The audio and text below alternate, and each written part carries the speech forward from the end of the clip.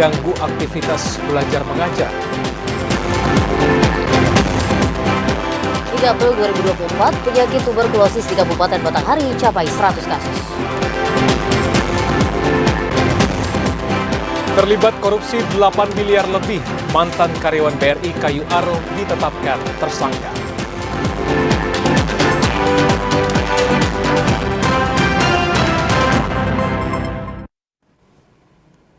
Assalamualaikum warahmatullahi wabarakatuh. Terima kasih pemirsa Anda masih setia menyaksikan Jambi hari ini edisi 4 Mei 2024. Dan selain 3 topik utama tadi, redaksi kami juga telah menyiapkan sejumlah informasi penting dan menarik lainnya untuk Anda. Bersama saya, Daput Silalahi. Dan saya Cynthia Permana, inilah Jambi hari ini selengkapnya.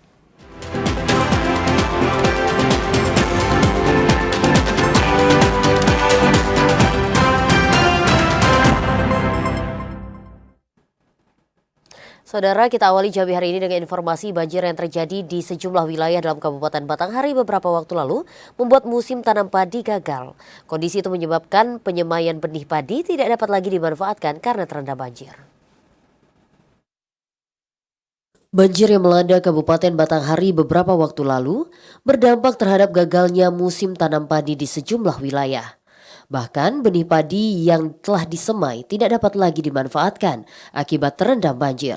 Kepala Bidang Tanaman Pangan Dinas Pangan Pertanian dan Perikanan Batanghari Roma Uliana mengatakan beberapa wilayah yang menjadi titik gagal tanam padi itu yakni di Desa Olak Kemang, Tebing Tinggi, Padang Kelapo, Kecamatan Marosebo Ulu dan Kecamatan Batin 24.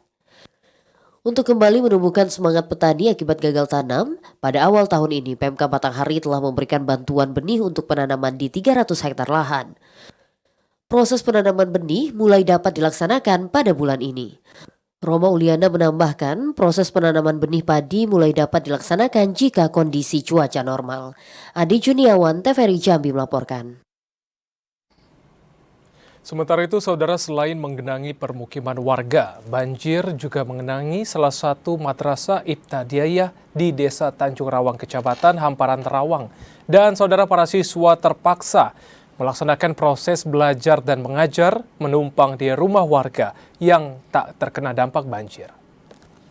Sudah lebih dari 1 pekan banjir terjadi di Kecamatan Hamparan Rawang, Kota Sungai Penuh. Selain menggenangi pemukiman warga, banjir juga menggenangi dan merusak fasilitas serta bangunan sekolah di Madrasah Ibtidaiyah di Desa Tanjung Rawang, Kecamatan Hamparan Rawang. Seperti buku paket pelajaran, kursi dan meja yang tidak dapat digunakan lagi. Salah seorang guru Depi mengatakan posisi sekolah yang berdekatan dengan sungai membuat Madrasah Ibtidaiyah menjadi langganan banjir. Sekolah akan langsung digenangi banjir jika sungai Batang Merau meluap. Depi berharap adanya perhatian dari pihak terkait untuk mengatasi masalah banjir yang terjadi di Madrasah Ibtidaiyah, sehingga proses belajar dan mengajar dapat berlangsung aman dan nyaman. Fahlan, TVRI Jambi melaporkan.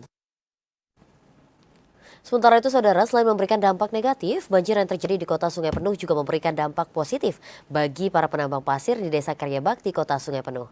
Selama banjir, para penambang pasir dapat mengumpulkan pasir dari hasil banjir sebanyak 3 kubik pasir atau setara dengan 2 mobil pick-up. Banjir yang terjadi di Kota Sungai Penuh tak hanya memberikan dampak negatif bagi masyarakat, namun juga memberikan keuntungan bagi para penambang pasir di Kota Sungai Penuh. Selama banjir melanda, para penambang pasir dapat mengumpulkan pasir selama 1 hari hingga 3 kubik pasir, dengan keuntungan mencapai Rp150.000 per 1 kubik. Salah seorang penambang pasir, Akmir, mengatakan banjir yang terjadi di Kota Sungai Penuh memudahkan para penambang dalam mengumpulkan pasir, karena butiran pasir terbawa genangan banjir. Kalau air banjir kami kan mudah mengambil pasir di sini. Jadi pasir di gunung itu turun ke sungai ini, kita yang naik ke atas. Kalau dalam 1 hari berapa kubik dapat, Pak? Dapatlah kira-kira 3 kubik lah.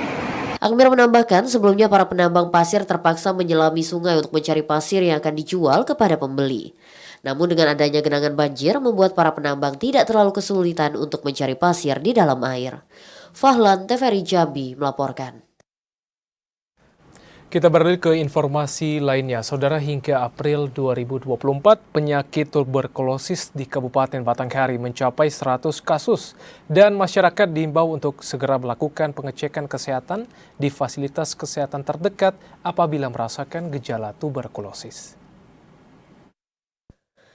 Dalam kurun waktu 4 bulan terakhir, kasus tuberkulosis atau TB di Kabupaten Batanghari masih cukup tinggi. Berdasarkan data di 18 pusat pelayanan kesehatan di 8 kecamatan, jumlah penderita penyakit TB mencapai 100 orang. Kepala Bidang Pencegahan dan Pengendalian Penyakit Dinas Kesehatan Batanghari, Wendrawati mengatakan, tingginya jumlah kasus TB menjadi perhatian serius pemerintah Kabupaten Batanghari. Untuk mencegah penularan penyakit TB sejak dini, pemerintah Kabupaten Batanghari melalui Dinas Kesehatan akan mengintensifkan screening kesehatan bagi penderita TB. Penyakit TB merupakan salah satu penyakit yang rentan menular, terutama bagi masyarakat yang berusia produktif dengan gejala batuk yang disertai nyeri di dada. Wendrawati mengimbau masyarakat untuk segera melakukan pengecekan kesehatan di fasilitas kesehatan terdekat apabila merasakan gejala tuberkulosis. Adi Judiawan, TVRI Jambi melaporkan. Saudara, pelabuhan di Kecamatan Nipah Panjang kini menjadi satu-satunya pelabuhan yang melakukan aktivitas ekspor ke luar negeri. Hal itu dilakukan sebagai upaya untuk konektivitas wilayah maritim. Pemerintah Kabupaten Tanjung Jabung Timur terus berupaya membantu meningkatkan kesejahteraan petani kelapa. Inovasi tersebut berupa adanya pembukaan keran ekspor ke luar negeri. Ekspor kelapa itu atas kolaborasi yang dilakukan pemerintah Kabupaten Tanjung Jabung Timur bersama pihak kecamatan, pemerintah Provinsi Jambi, pelaku usaha, Bea Cukai Jambi, karantina pertanian, kesehatan pelabuhan, imigrasi, dan syah bandar. Dalam satu minggu, ekspor dapat berlangsung 2 hingga 3 kali. Kepala Dinas Perhubungan Kabupaten Tanjung Jabung Timur, Irwanto mengatakan, dari banyaknya pelabuhan yang ada di Kabupaten Tanjung Jabung Timur, baru pelabuhan di Kecamatan Nipah Panjang yang memulai ekspor sejak bulan Juli 2023. Langkah itu dilakukan sebagai upaya konektivitas wilayah maritim melalui alur pelabuhan. Selama ini, kelapa dari Kabupaten Tanjung Jabung Timur dikirim ke luar negeri tidak secara langsung, melainkan harus melewati daerah lain dan dikumpulkan terlebih dahulu di daerah Guntung, Kabupaten Indragiri Hilir, Provinsi Riau. Adanya konektivitas itu diharapkan mampu menggeliatkan perekonomian pelaku usaha lokal. Untuk menunjang ke wilayah kemaritiman ini, ada pelabuhan yang kita sudah kembangkan, yang dulu hanya digunakan untuk kegiatan lokal, sekarang sudah melakukan ekspor, yaitu di Dermaga Nipah Panjang.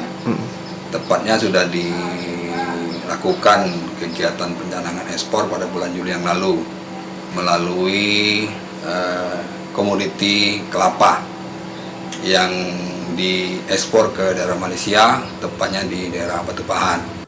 Irwanto berharap kegiatan tersebut dapat berdampak kepada produk-produk lainnya serta memunculkan hilirisasi produk agro di Kecamatan Nipah Panjang, Kabupaten Tanjung Jabung Timur dan juga Provinsi Jambi. Kliva Patria, TVRI Jambi melaporkan.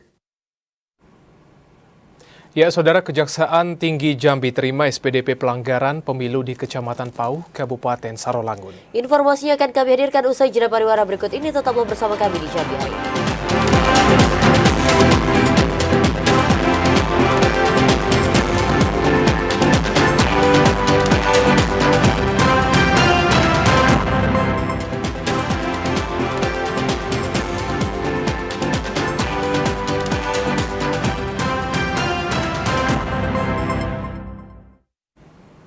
Anda kembali di Jambi Hari ini bersama kami. Saudara, Komisi Pemilihan Umum Sarolangun menerima berkas pendaftaran dari 260 pelamar calon PK Pilkada Serentak tahun 2024. Dan saudara, pelamar yang telah terregister dan terdaftar di Sistem Informasi Anggota KPU dan juga Badan Ad Hoc Siakba harus melengkapi berkas secara fisik ke KPU Sarolangun. Komisioner KPU Sarolangun Divisi Sosialisasi Pendidikan Pemilih, Partisipasi Masyarakat dan SDM Yuliana mengatakan, sejak dibukanya pendaftaran pada 23 hingga 29 April lalu, minat masyarakat untuk menjadi panitia pemilihan kecamatan atau PPK di 11 kecamatan sangat banyak. Hingga batas akhir pendaftaran, KPU Sarolangun menerima berkas pendaftaran dari 260 pelamar calon PPK Pilkada Serentak tahun 2024. Jumlah itu terdiri dari 201 orang pelamar laki-laki, 59 pelamar perempuan.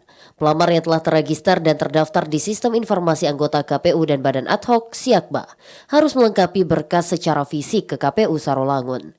Tahapan penelitian administrasi dan pengumuman hasil penelitian administrasi akan dilaksanakan setelah berakhirnya tahapan pemberkasan. Per hari ini kita masih menerima bagi yang bahannya sudah lengkap di Siakba, dengan catatan sudah di aplikasi Siakba sudah didaftarkan di tanggal 9 kemarin terakhir. Per hari ini sudah 260. Calon PPK yang lolos seleksi administrasi akan mengikuti ujian tertulis dengan sistem komputer assisted test pada 6 hingga 8 Mei mendatang di SMK Negeri 4 Sarolangun. Edi Kusnadi, TVRI Jambi melaporkan. Saudara Jaksa Penuntut Umum Kejati Jambi menerima SPDP kasus laporan pelanggaran pemilu di Kabupaten Sarolangun. Nantinya berkas tersebut akan diteliti terlebih dahulu sebelum dilimpahkan ke pengadilan. Kejaksaan Tinggi Jambi menerima surat pemberitahuan dimulai penyelidikan kasus pelanggaran pemilihan umum di Kecamatan Pauh, Kabupaten Sarolangun. SPDP itu diterima Kejati Jambi setelah tim gabungan menetapkan 4 orang sebagai tersangka kasus pelanggaran pemilu. Keempat orang tersangka itu diantaranya Mufni Maulid, Abdullah Fikri, Yono Mariono, dan Andi Rahmat yang merupakan ketua dan anggota panitia pemilihan kecamatan atau PPK. Kasih Penkum Kejati Jambi Leksi Fatarani mengatakan, dengan diterimanya SPDP itu, nantinya jaksa akan memeriksa berkas tersebut untuk ditindaklanjuti. Kejati Jambi akan membentuk tim khusus untuk menindaklanjuti laporan pelanggaran pemilu. Jaksa pada Kejaksaan Tinggi Jambi telah menerima SPDP sekaligus penetapan tersangka dan berkas perkara tindak pidana pemilu, di mana penyidik telah menetapkan 4 orang dengan inisial AR, AF, MM, dan YM. Kesemuanya diduga melanggar pasal 505 junto pasal 551 Undang-Undang 7 tahun 2017 tentang pemilu. Akibat perbuatannya, tersangka terancam dengan pasal 505 dan atau pasal 551 Undang-Undang Nomor 7 tahun 2017 tentang pemilihan umum. Ashar, TVRI Jambi melaporkan. Saudara terlapor dalam kasus penggelapan 5 unit masing-masing tongkang dan takbot di PT SBS dipanggil polisi. Dan meski telah dilakukan pemanggilan, namun pihak terlapor belum juga memenuhi panggilan tersebut. Penyidik Subdit 1 Kamdek Direktorat Reserse Kriminal Umum Polda Jambi menjadwalkan pemeriksaan terhadap terlapor kasus penggelapan dan pemalsuan dokumen 5 unit takbot dan tongkang pada Jumat kemarin. Terlapor atas nama Koape akan diperiksa sebagai saksi untuk mendalami kasus tersebut. Direktur Reserse Kriminal Umum Polda Jambi Kombes Pol Andri Ananta Yudhistira mengatakan, hingga Jumat petang pihak terlapor belum juga datang memenuhi panggilan. Namun polisi memaklumi karena memang terlapor saat ini masih berada di Jakarta. Selain menjadwalkan pemeriksaan, polisi telah memeriksa sejumlah saksi dan menyita dokumen terkait kasus pemalsuan dan penyalahgunaan wewenang jabatan. Polisi memastikan kasus ini telah memenuhi unsur pidana. Keterangan dari 2 tersangka ini, ya, tanggal 2 Mei lalu, kami telah menetapkan 1 tersangka baru terkait masalah pengrusakan dengan pasal 170, jumlahnya 55. Ya. Karena dengan bukti dan keterangan yang bersangkutan saudara S yang sudah ditetapkan, saudara H yang sudah ditetapkan sebagai tersangka, salah satu yang memprovokasi. Sementara itu, pada Jumat siang sejumlah massa berunjuk rasa mendatangi Polda Jambi. Massa menuntut polisi agar bersikap netral dan profesional dalam proses penyidikan kasus tersebut. Sejauh ini, massa menilai adanya dugaan intervensi yang dilakukan pelapor dalam kasus tersebut. Sebelumnya AS alias Koape, Kepala Cabang PT Sinar Bintang Samudra atau PT SBS, dilaporkan ke Ditreskrimum Polda Jambi. Pengusaha kapal dan tongkang di Jambi ini dilaporkan ke polisi setelah menggelapkan 5 unit kapal dan tongkang milik perusahaan yang berpusat di Banjarmasin, Kalimantan Selatan. Kapal dan tongkang senilai 35 miliar rupiah dialihkan kepemilikannya ke perusahaan pribadi terlapor bernama PT FBS. Ari Haryono, TVRI Jambi melaporkan. Saudara, akibat terlibat korupsi, Yora Eka, mantan karyawan unit BRI Kayu Aro, ditetapkan sebagai tersangka oleh Kejari Sungai Penuh. Yora Eka diduga terlibat perkara tindak pidana korupsi di Bank BRI pada tahun 2023 mencapai 8,75 miliar rupiah. Kejaksaan Negeri Sungai Penuh Jambi menetapkan Yora Eka, mantan teller Bank BRI unit Kayu Aro, sebagai tersangka. Penetapan itu dilakukan karena Yora Eka diduga terlibat perkara tindak pidana korupsi di Bank BRI pada tahun 2023 mencapai 8,75 miliar rupiah. Kepala Seksi Penerangan dan Hukum Kejati Jambi, Leksi Fatarani mengatakan, tersangka saat ini telah ditahan oleh tim Kejari Sungai Penuh hingga 20 hari ke depan dan akan dilengkapi pemberkasan sebelum dilimpahkan ke Pengadilan Negeri Jambi. Tim penyidik berhasil mengungkap perbuatan tersangka yang diduga bertanggung jawab terhadap kerugian uang negara yang dialami oleh Bank BRI Kayu Aro. Tersangka diduga memberikan kunci brankas penyimpanan uang kepada Yogi yang sebelumnya telah ditetapkan tersangka. Atas desakan Yogi selaku mantan Kepala Unit BRI Kayu Aro, tersangka Yora Eka akhirnya menyerahkan kunci brankas itu hingga mengakibatkan tersangka Yogi mengambil uang di brankas nilai 8 miliar rupiah lebih. Kejaksaan Negeri Sungai Penuh telah menetapkan 1 orang tersangka dengan inisial IES. Dia bertindak selaku teller. Jadi penetapan tersangka ini merupakan pengembangan kasus korupsi dengan terdakwa Yogi yang sudah dilakukan sidang di Pengadilan Tipikor. Terkait perannya, ia selaku teller mengetahui kondisi real uang tunai pada BRI cabang Kayu Aro tersebut. Atas perbuatannya tersangka dikenakan pasal primer dan subsidiar pasal 2 ayat 1 dan pasal 3 Undang-Undang RI nomor 31 tahun 1999 tentang pemberantasan tindak pidana korupsi, sebagaimana telah diubah dengan Undang-Undang nomor 20 tahun 2001 junto pasal 18 Undang-Undang RI nomor 31 tahun 1999 tentang pemberantasan tindak pidana korupsi, sebagaimana telah diubah dengan Undang-Undang RI nomor 20 tahun 2001 tentang perubahan Undang-Undang RI nomor 31 tahun 1999. Asyar TVRI Jambi melaporkan. Polisi akhirnya menetapkan pengurus KS Bara sebagai tersangka kasus pengrusakan kantor Gubernur Jambi. Dan saudara, dalam waktu dekat polisi akan segera memanggil tersangka untuk ditahan. Tim Subdit 3 Jatan Ras Direktorat Reserse Kriminal Umum Polda Jambi menetapkan seorang berinisial H sebagai tersangka dalam kasus pengrusakan kantor Gubernur Jambi. H merupakan salah satu pengurus komunitas sopir angkutan batubara Jambi. Menurut polisi, H dianggap kuat sebagai orang yang memprovokasi para sopir angkutan batubara. Saat aksi unjuk rasa, H menggunakan pengeras suara menyampaikan sesuatu yang berbeda dari hasil rapat antara pengurus dengan pemerintah Provinsi Jambi. Dalam waktu 1 minggu ke depan, H akan dipanggil untuk proses pemeriksaan sebagai tersangka. Yang beberapa waktu yang lalu rekan-rekan menanyakan sesuai dengan apa yang kami sampaikan bahwa proses penyelidikan kami sudah menemukan tindak pidana baik dalam penggelapan dalam jabatan, kemudian pemalsuan, serta kami masih memproses masalah penipuannya. Khusus untuk penggelapan dalam jabatan dan pemalsuan, kami sudah melakukan pemeriksaan dan juga mengambil keterangan pihak-pihak yang terkait serta menyita dokumen-dokumen yang terkait. Dalam kasus pengerusakan kantor Gubernur Jambi, polisi sebelumnya telah menetapkan 6 orang sebagai tersangka. 2 diantaranya telah ditahan dan 4 masih dalam proses pencarian. Sementara H merupakan tersangka dari kelompok pengurus KS Bara. Hingga saat ini polisi masih mengembangkan dan mengusut tuntas kasus tersebut. Ari Haryono, TVRI Jambi melaporkan. Saudara, polisi menangkap seorang perempuan terduga pelaku tindak pidana perdagangan orang dengan modus menjanjikan pekerjaan. Atas perbuatannya, pelaku terancam kurungan maksimal 15 tahun penjara. Satuan Reserse Kriminal Polres Merangin menangkap seorang pelaku tindak pidana perdagangan orang atau TPPO untuk dijadikan pekerja seks komersial. Pelaku Erawati alias Mami ditangkap di Ruko Refleksi Desa Sungai Ula, Kecamatan Nalotantan. Dalam melancarkan aksinya, modus pelaku merekrut 4 korban dari Sumatera Utara dengan menawarkan pekerjaan sebagai jasa refleksi.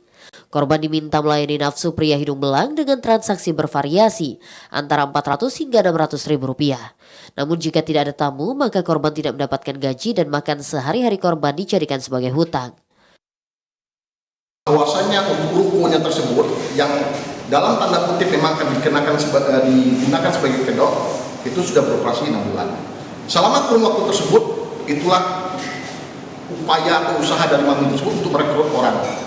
Namun untuk kegiatan yang ini, berdasarkan hasil penyelidikan sementara, itu baru 1 kali. Sehingga 4 orang ini berasal dari luar daerah ditampung di Bako. Dan selama kegiatan tersebut, itulah tidak sesuai dengan janji awal yang dijanjikan oleh si Mami kepada calon korban pada saat itu. Pelaku beserta barang bukti berupa uang tunai Rp1.250.000, buku laporan pekerjaan, buku laporan hutang karyawan, dan buku simpanan karyawan kini diamankan di Mapolres Merangin untuk proses lebih lanjut.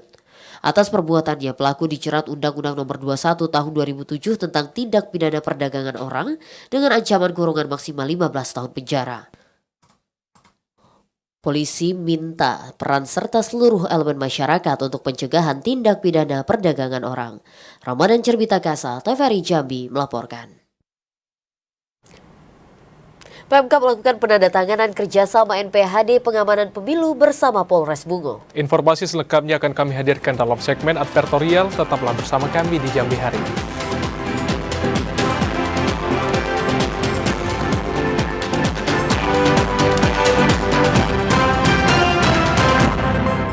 Saudara, Anda masih menyaksikan Jambi hari ini dalam segmen advertorial. Kita awali segmen advertorial dengan informasi Bupati Bungo Masuri melakukan penandatanganan kerjasama naskah perjanjian hibah daerah atau NPHD dengan Kapolres Bungo. Penandatanganan NPHD itu diharapkan dapat mewujudkan pemilihan kepala daerah Pilkada Serentak 2024 yang aman, tertib, dan lancar.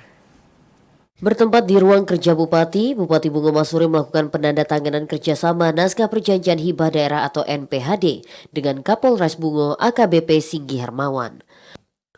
Masuri mengatakan penandatanganan NPHD itu berdasarkan peraturan Komisi Pemilihan Umum RI nomor 2 tahun 2024 tanggal 26 Januari 2024 tentang tahapan dan jadwal pemilihan gubernur dan wakil gubernur, bupati dan wakil bupati, serta wali kota dan wakil wali kota tahun 2024.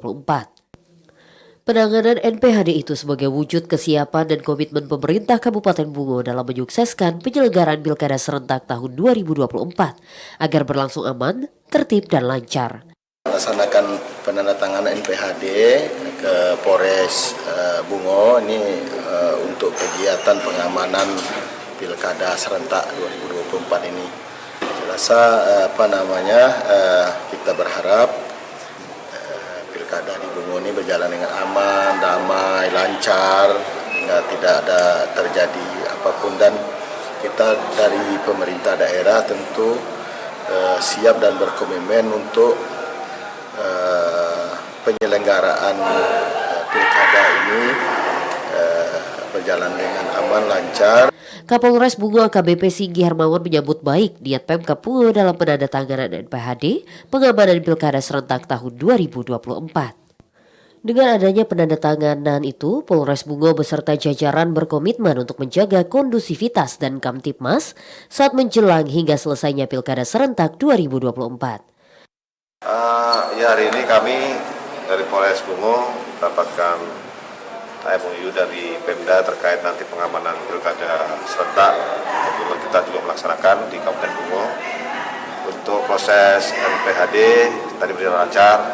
Nanti kita akan sesuaikan sampai nanti dari proses pendaftaran calon bupati sampai nanti.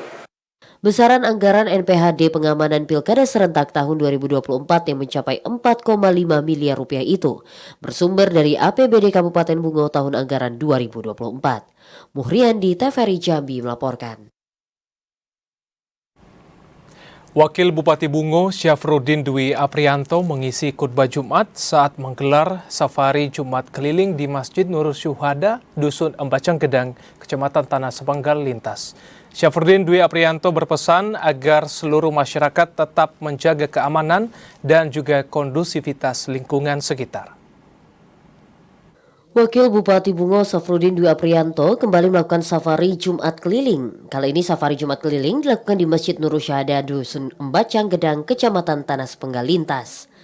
Dalam khutbahnya, Syafruddin Dwi Aprianto mengatakan, safari Jumat keliling merupakan program pemerintah Kabupaten Bungo yang bertujuan untuk menyerap langsung aspirasi masyarakat.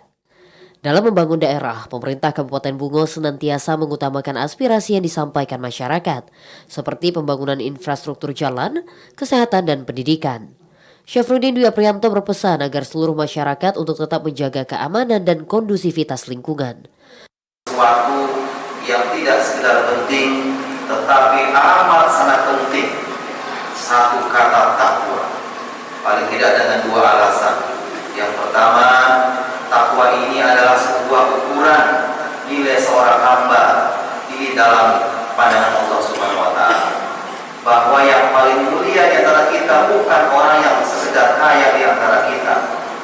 orang-orang yang sekedar Allah berikan jabatan tinggi pada hari ini. Tapi bagi Allah yang mulia adalah orang yang paling bertakwa di antara kita. Safrudin Dwi Aprianto yang sekaligus Ketua BNK Kabupaten Bungo juga berpesan agar masyarakat terutama generasi muda Dusun Embacang Gedang untuk menjauhi narkoba. Muhriandi, TVRI Jambi melaporkan. Pemirsa, tetaplah bersama Jambi hari ini karena kami masih akan kembali dengan sejumlah informasi penting dan menarik lainnya. Di antaranya 203 haji reguler Muaro Jambi siap untuk diberangkatkan. Informasinya sesaat lagi.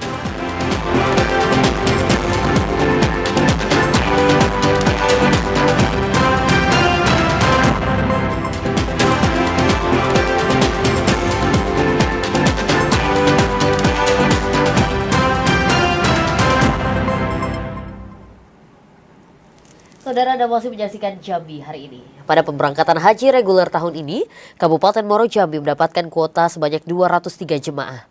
Ratusan calon jemaah haji siap diberangkatkan dan kini tengah menjalani rangkaian manasik haji.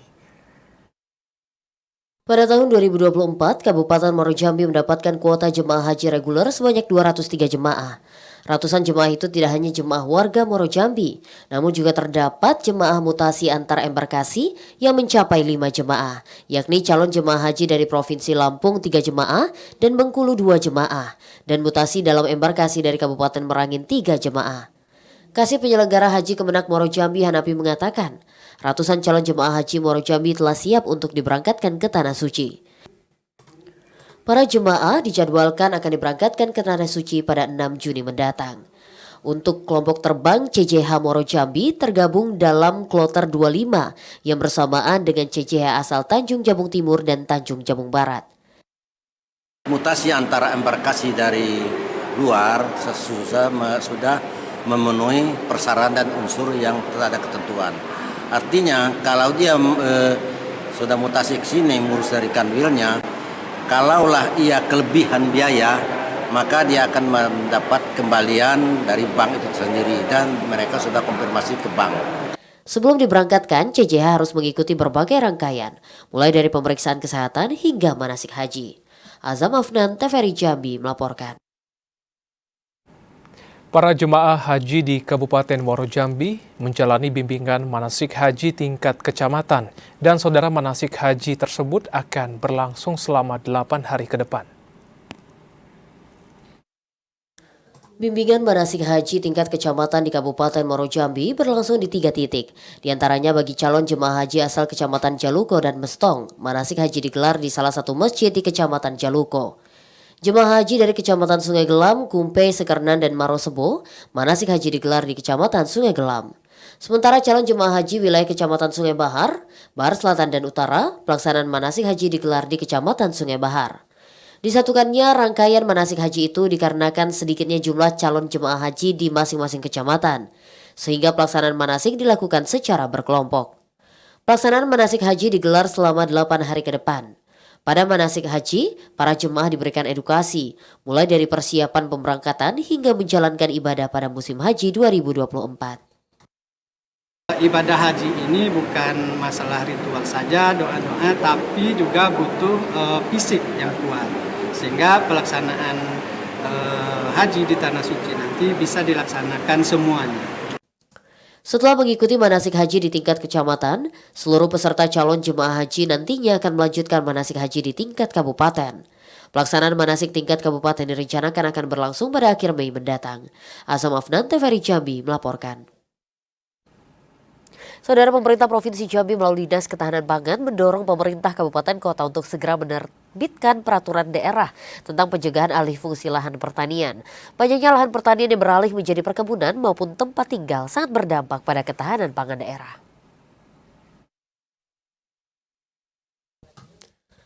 Untuk memaksimalkan ketahanan pangan daerah dari ancaman kerawanan pangan, pemerintah Provinsi Jambi melalui Dinas Ketahanan Pangan mendorong pemerintah kabupaten kota untuk segera menerbitkan peraturan daerah pencegahan alih fungsi lahan pertanian.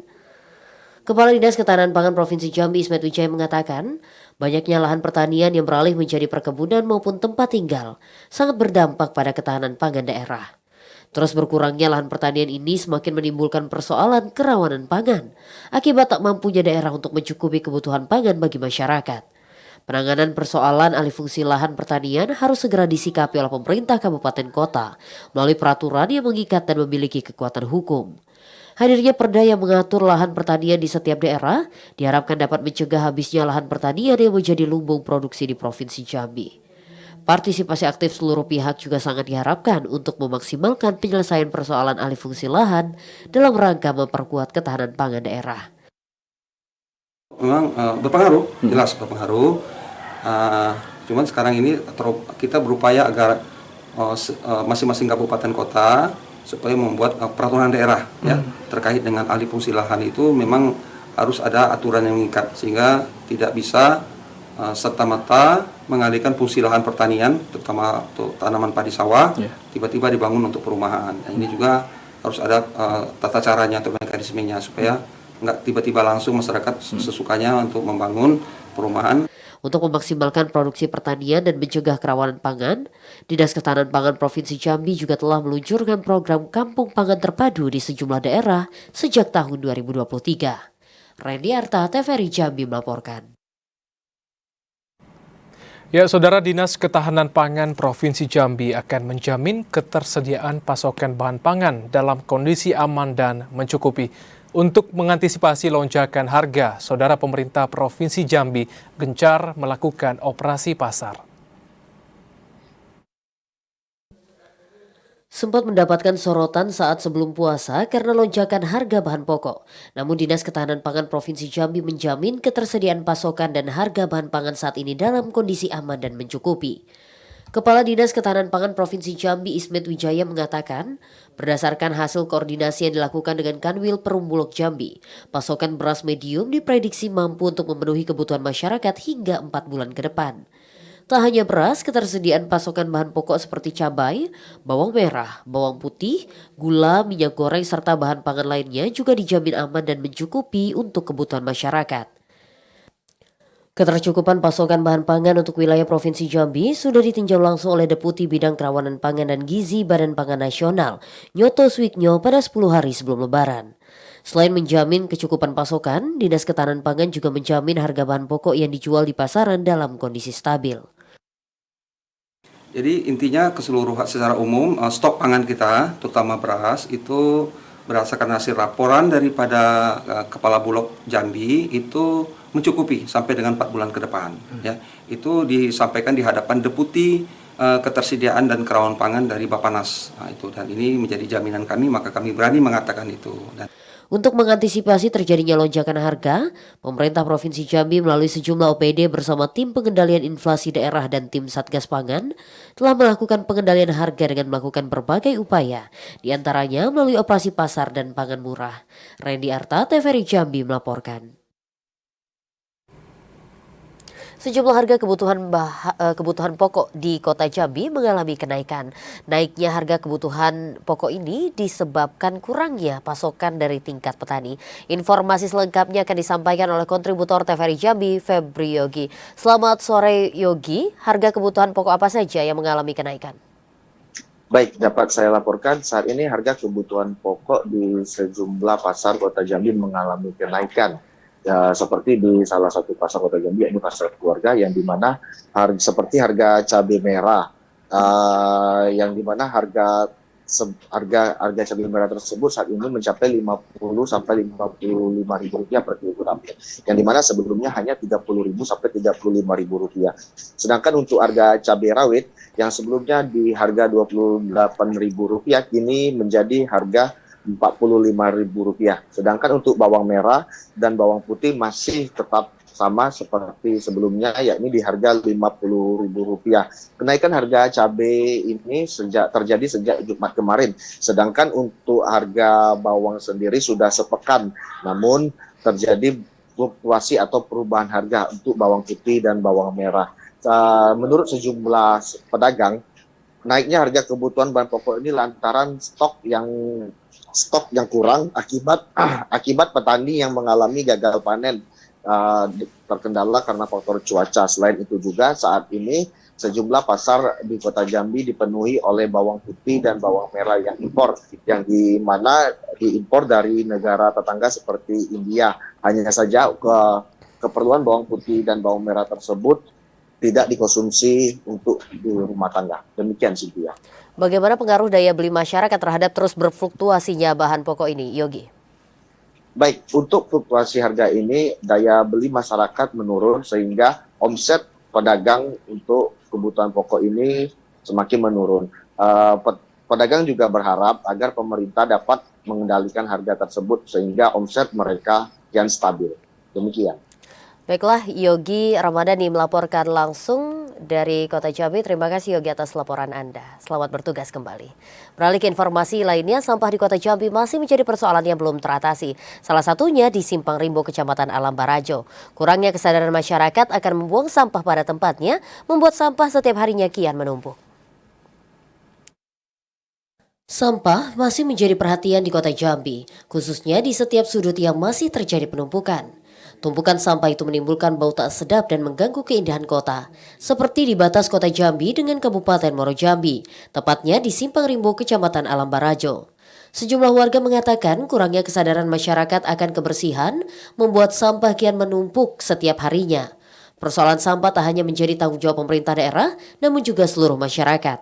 Tumpukan sampah tak hanya mengganggu keindahan kota, namun juga dapat menimbulkan berbagai macam penyakit, terlebih saat musim penghujan.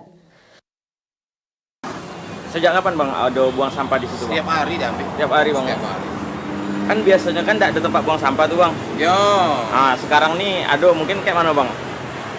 Seharusnya tak ada lah buang sampah di situ. Nah. Kalau tempatnya baru buang sampah di situ. Gitu. Iya. Ini kan tempatnya nak kati gitu nah. Itu siapa Bang yang buang sering di situ Bang? Orang Muaro Jambi. Orang dari Muaro Jambi Bang? Iya, soalnya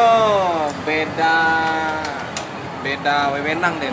Tumpukan sampah di lokasi itu terjadi sejak 2 bulan terakhir. Meski petugas kebersihan setiap harinya melakukan pengangkutan, namun kurangnya kesadaran masyarakat akan kebersihan membuat sampah di lokasi kian menumpuk. Joko TVRI Jambi melaporkan. Beralih ke informasi lainnya, saudara, di mana Lurah Kenali Besar, Kecamatan Alam Barajo, Kota Jambi akan membentuk tim tangkap penanganan sampah. Hal itu bertujuan untuk memberikan efek jera kepada masyarakat agar nantinya tidak membuang sampah sembarangan. Berbagai upaya dilakukan pemerintah Kota Jambi untuk mengentaskan persoalan sampah. Namun masih kurangnya tingkat kesadaran masyarakat untuk membuang sampah pada tempatnya, membuat tumpukan sampah masih terlihat di sejumlah kawasan dalam Kota Jambi. Lurah Kenali Besar Kecamatan Alam Barajo, Kota Jambi, Beni Setiawan mengatakan, pihaknya akan membentuk tim tangkap penanganan sampah.